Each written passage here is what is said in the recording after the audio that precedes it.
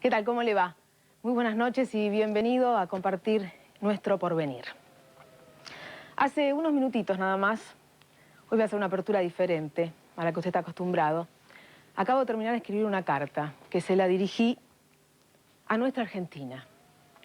Así que, si me permiten, voy a compartir con ustedes esta carta que dice: Argentina mía, hace 40 años, en un hospital público, de esos que daban orgullo, empecé a quererte. Me eduqué en tus escuelas con guardapolvo blanco y ganas de aprender. Me enseñaste el valor del trabajo y la solidaridad. Entre la rayuela y el tinenti, me explicaste lo importante de merecer lo que uno tiene. Me hablaste de derechos y obligaciones. Me premiaste. Y hasta hubo un viaje de egresados en 7º grado. Bariloche fue el destino. Había un Estado que se ocupaba de los viejos y de los pibes. Después vino la adolescencia, y no solo la crisis personal, sino la oscuridad de tus días y la confusión de los míos. En el cole nos decían a los que vivíamos lejos que nos fuésemos más temprano, porque los tanques estaban en la calle. Y no entendía qué pasaba. Sé que en casa casi estaba prohibido hablar de política. Era una mala palabra. Y nos decían, cuidadito con repetir cualquier cosa que anden escuchando por ahí. Después supe quiénes te usurparon, quiénes violaron nuestros derechos, quiénes en tu nombre, el de la patria, quisieron hacer la reorganización nacional. Vino luego la universidad y el trabajo para bancar los estudios. Tenías trabajo para dar, Argentina. Y los amigos que se fueron a la guerra. Otro absurdo que no entendía. Mucho menos cuando veía la plaza de los 2 congresos repleta de argentinos que pedían por el Principito, cuando yo el único Principito que conocía era el de Saint-Supéry. Algunos amigos murieron, otros volvieron, aunque siguen ausentes. Mientras tanto me informaban que no sé cuánta plata debía. Yo que siempre pagué todo. Sin embargo, me decían que era la deuda externa. Y que cuando tuviese hijos, ellos también iban a deber. En eso no mintieron. Llegó la democracia. Llegó la esperanza. Íbamos a construir un país mejor. Daba placer pisar tu tierra. Pero me mintieron. Pero nos mintieron. Y dije, no importa, porque en democracia vamos a identificar a los mentirosos y los vamos a castigar. Pero no, Argentina. Los mentirosos se quedaron. Y hoy, vos que fuiste granero del mundo, tenés que recibir comida de colectas que se hacen en España bajo el lema Argentina nos duele. Argentina, vos sos nuestra casa. Con goteras en el techo, con ventanas que no cierran, pero una casa donde creo que esos valores, esos que aprendí en la infancia, no se perdieron. Porque si eso lo hubiésemos perdido, se trataría de una casa emboscada, como dice Sabina, el pasillo de un tren de madrugada, un laberinto sin luz ni vino tinto, un velo de alquitrán en la mirada. Argentina me duele. Nos presentamos.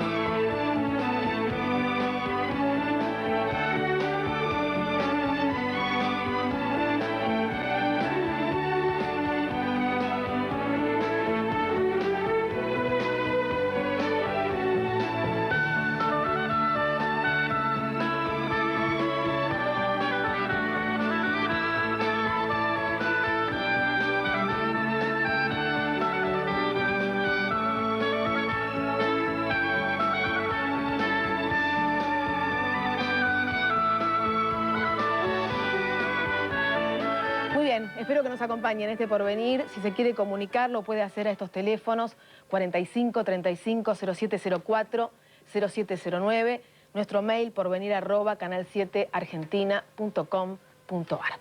Y vamos a presentar a nuestros invitados. Con ellos vamos a intentar hablar de esta Argentina, qué se viene, qué nos espera, qué le decimos a los más chiquitos, cómo enfrentar esta realidad dura. Nos acompaña Juan Pablo Schiavi, de la Fundación Creer y Crecer. Creer y Crecer, después nos va a explicar cómo se hace eso. Carolina Vicuar, directora de la Fundación Compromiso. Carolina, gracias, buenas noches. Gracias por estar aquí. Nos acompaña Roberto Pardo, que es docente del Instituto Pedro Póveda de Vicente López. También el doctor Miguel Padilla, que es constitucionalista, tan importante por estas horas para saber qué pasa con el reclamo de la gente, la Corte Suprema y la justicia en la Argentina. Doctor, buenas noches, gracias por estar acá. Buenas noches, gracias. Y Horacio Sanguinetti, rector del Colegio Nacional Buenos Aires. Qué responsabilidad, por cierto. Gracias por estar aquí. Ya empezamos el debate, la charla y presentamos a nuestro anunciante. Desde hace 29 años, más de 1 millón de personas nos confían su salud. Ellos saben que 50.000 profesionales médicos, 2.500 sanatorios y 400 sucursales en todo el país les prestan toda la atención que necesitan. Acérquese usted también. Ojos de Binario, suma confianza. Muy bien, algunos de los temas que quizás yo desde el corazón planteé hoy respecto de una historia de lo personal que tiene que ver con la historia de esta Argentina que todos queremos y cómo se sale de ella, con qué valores vamos a encarar, porque todos hablamos de la fundación de una segunda república, cómo lograrlo, cuáles son los valores, que yo creo que no se perdieron, pero vamos a preguntarle a nuestros invitados y voy a empezar por Horacio Sanguinetti. Muy bien, bueno, es un poco hacer futurismo, ¿no? Pero el país está sufriendo una crisis muy importante, muy grave. No hay que pensar que no hemos tenido tiempos peores. Yo creo, mi vida es mucho más larga que la suya, así que nací en la década del 30, que ya fue una década muy terrible, y después conocí muchas instancias de la infamia, en un bando y en otro. Y bueno, hubo tiempos que fueron peores, aunque ahora no nos parezca. Siempre nos parece que estamos en el tiempo peor y que vendrán tiempos peores después. Y creo que, en primer lugar, hay que procurar ver si podemos restaurar ciertos valores fundamentales, manifestárselos a los jóvenes, hacer un mea culpa. ¿Qué valores? Bueno, los valores esenciales, tradicionales, que son la honradez, el trabajo, el esfuerzo, la negación de todos los disvalores que hoy se presentan como valores. Hago mal en hablar acá delante de estas damas tan hermosas, pero el ser hermoso no es de por sí un valor demasiado fundamental. Hoy pareciera que esto es esencial. Hay ciertas medidas que hay que tener, hay ciertos músculos que hay que tener y hay que tener éxito también, hay que ser una persona rica y famosa. Y esto me parece que es un gravísimo error y que está alentado por muchos sectores muy poderosos que van idiotizando a la gente. ¿Para qué? ¿Idiotizar a la gente para qué? Bueno, la gente se la maneja mucho mejor si es idiota. Y creo que nuestra crisis educativa, yo estoy desde luego inmerso en el ámbito educativo y trabajando hace muchos años ya en su mejora eventual, me parece que esta crisis educativa no es inocente, es una crisis que por desidia, y hasta uno podría creer en una teoría conspirativa, yo no creo demasiado en las teorías conspirativas, pero por lo menos una desidia que favoreció, bueno, a mucha gente de esto, está bien la educación para hablar de ella, pero nadie ha hecho en muchos años demasiadas cosas positivas. Cuando se han intentado hacer transformaciones han sido catastróficas, pensadas con una mentalidad absurda para complicar más las cosas. Ahora, ¿cómo hacemos para creer, ¿no? en este momento? Y la pregunta obvia va a ir dirigida a Schiavi porque la Fundación Creer y Crecer, digo, la gente pareciera que no le cree a mucha gente. Yo me animaría a decir que a la mayoría no le cree.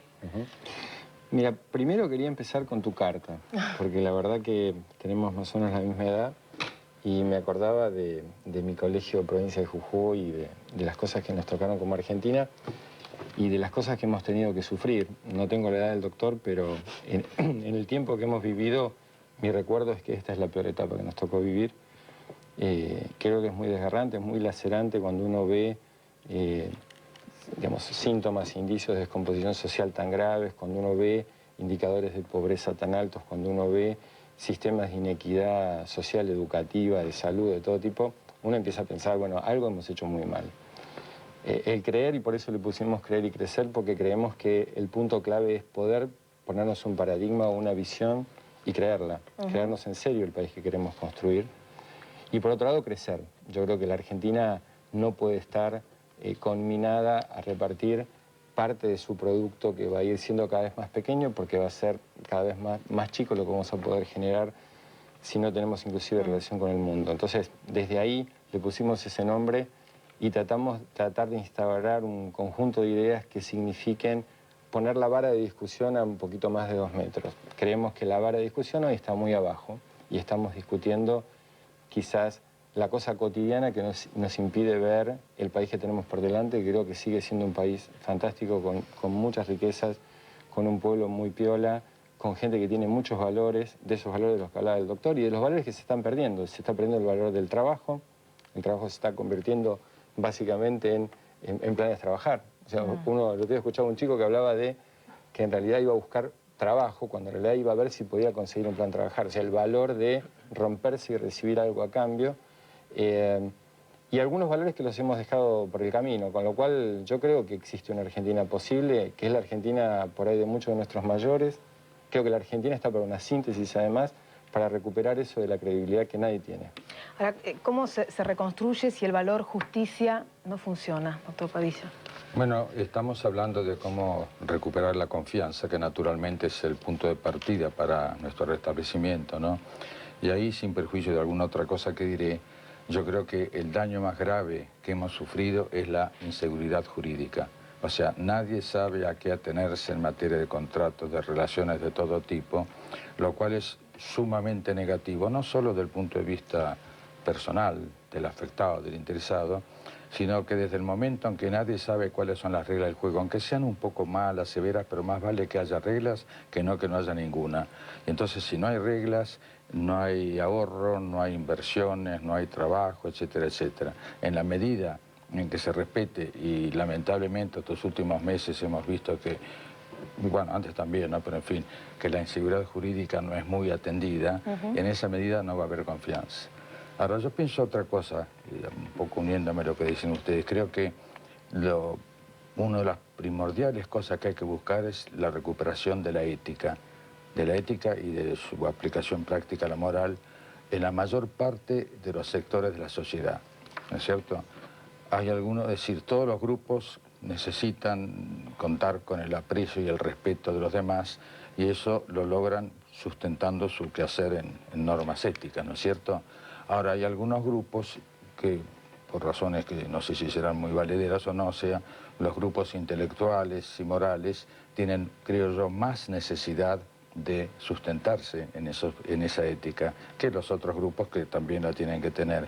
Y aquí agrego otra distinción más, que es que no todos los grupos tienen la misma obligación de un comportamiento ético. O sea, todo lo que ocurre en el ámbito de la educación, de la política, del periodismo, de la iglesia, por su influjo, por la influencia que ejerce sobre las gentes, todo lo que ellos hagan tiene un valor ejemplarizador que es muy importante. O sea, ahora, hay que empezar por ahí. Importante, usted ha disparado a una palabra ética, ¿no? Porque es tan amplia la ética y es el estudio de lo bueno y lo malo, y pareciera que a veces lo que para uno es bueno, para el poder es malo y viceversa, y que el poder necesitara a cada rato justificar que algo que todos sabemos que es malo es bueno. Bueno, pero nosotros sabemos que es malo. Es decir, estamos de acuerdo todos, creo, que no hay una concepción universal de la ética. O sea, estará más o menos extendida: matar, robar, mentir, no trabajar, no acatar las órdenes razonables de la autoridad. Eso parece antiético, ¿no? Ahora, no creo que, y no sé si puedo decir esto ahora, en el ámbito de la política es más necesario todavía ese comportamiento. Y ahora yo no me refiero al hecho de que se afrente a la ética con comportamientos financieros o de ese tipo, pero hay muchas otras maneras. No sé si puedo seguir ahora, si usted quiere que lo termine después. Hay muchas otras maneras en que, por ejemplo, nuestros legisladores faltan a la ética. O sea, aquel que no se sabe capacitado y acepta sin embargo ser colocado en una lista sábana, está faltando evidentemente a la ética. Las dos cámaras, cuando una creo que tiene 63 comisiones, el otro 52, totalmente innecesarias, están creando de esa manera cargos de presidente, vicepresidente, asesores. Esto nos lleva también a otra discusión, ¿no? Y quiero que Carolina y Roberto participen. Si es democrático o no, por ejemplo, aquellos que estén menos capacitados tengan la posibilidad de participar en la toma de decisiones. ¿Cómo se mide esto, digamos? Cuando se dice, bueno, determinada participación, y los que no tienen se quedan afuera de las decisiones. Es que yo creo que la participación no se da hoy claramente a través de los partidos políticos.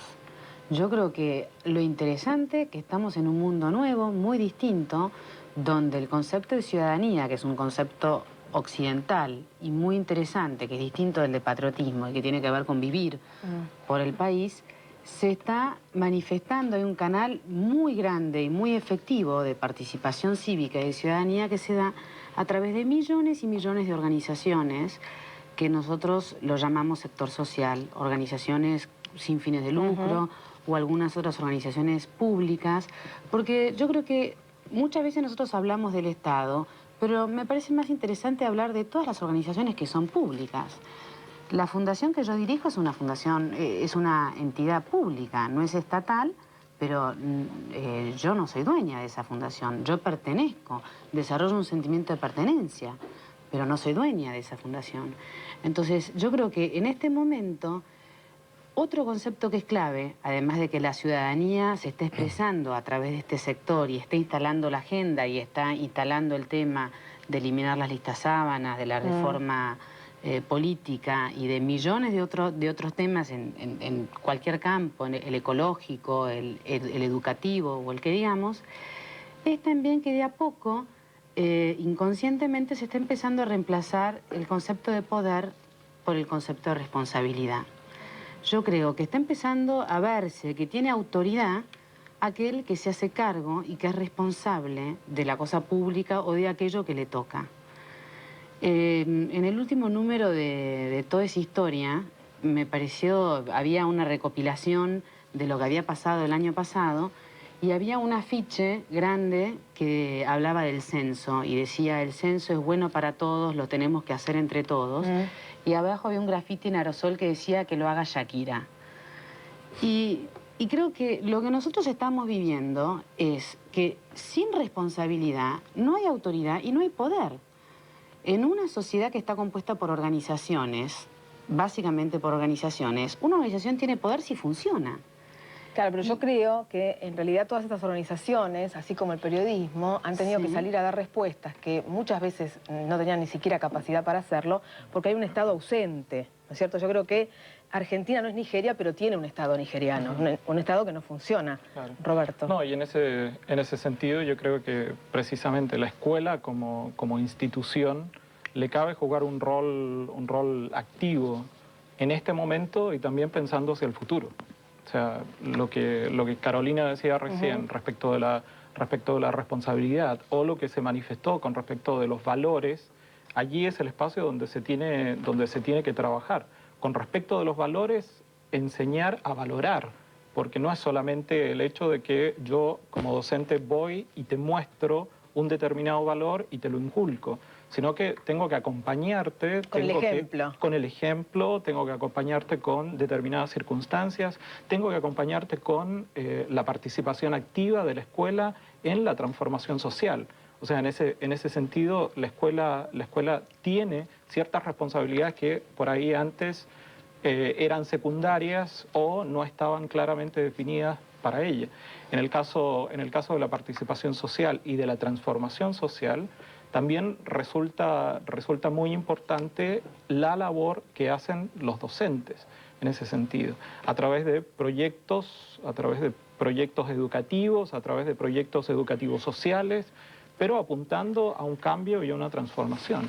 La pregunta está, me parece, por allí planteada y la dejo para después de la pausa. ¿Cuáles son los ejemplos que hoy tenemos? Si es que tenemos ejemplos. Enseguida volvemos.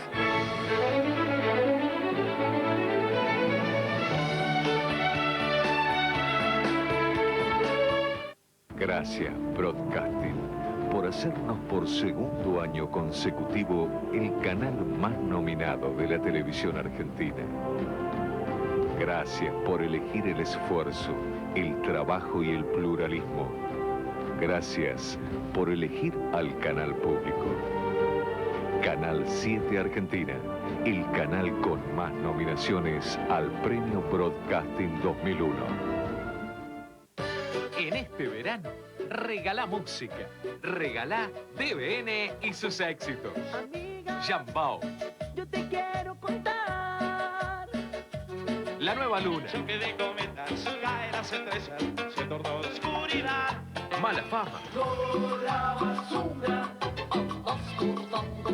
Tambó, tambó. Si sabes que por ti sufro, si sabes que por ti muero. TVN y sus artistas te brindan música de la buena para que en este verano sean felices. Pinky y la conversación. Un diálogo íntimo, profundo, distinto. Este viernes, Jorge Cacho Fontana. Lo mío, el origen real del porqué, son esas visitas que hacía yo con mi papá a los auditorios de las emisoras, del Belgrano, del Mundo y Splendid, para ver en vivo a los artistas que uno seguía por radio. A los grandes, ¿no? Pinky y la conversación. Viernes, 21 horas, por Canal 7 Argentina.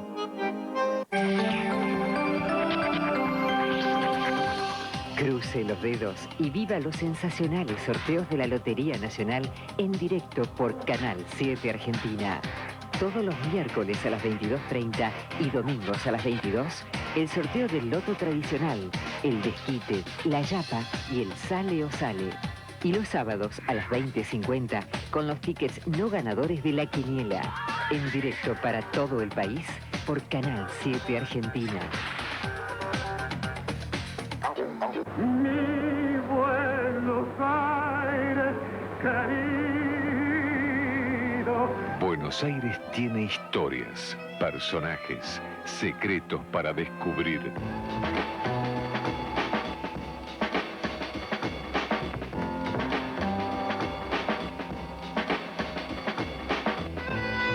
Buenos Aires Ciudad Secreta, un programa de Germinal Nogués.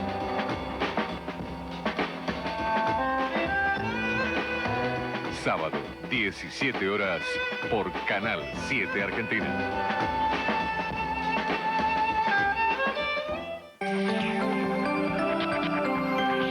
Fuimos los únicos que informamos de la desaparición de Rodolfo Walsh. Durante años, Ariel Delgado, la voz de las noticias, es una definición que implicaba el halago de ser el informativista más escuchado del país. Porque hay voces que están ligadas con la historia del país y con la de cada uno de nosotros. Es verdad, los periodistas tienen que tener los ojos bien abiertos para ver lo que ocurre y deben tener la boca lo suficientemente grande como para decir lo que ocurre. Bueno. Ariel Delgado, domingo, 20 horas, Historias de Vidas con Ana Cacopardo por Canal 7 Argentina. Estás en Canal 7.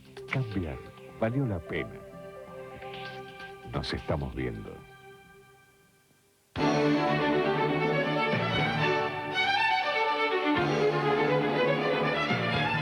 Gracias por comunicarse al 4535-0704 y 0709. Jorge, de la provincia de Santa Fe, nos dice: la mirada de nuestro país se hace desde la capital. En el interior se ve el país de otra manera, un poco más optimista.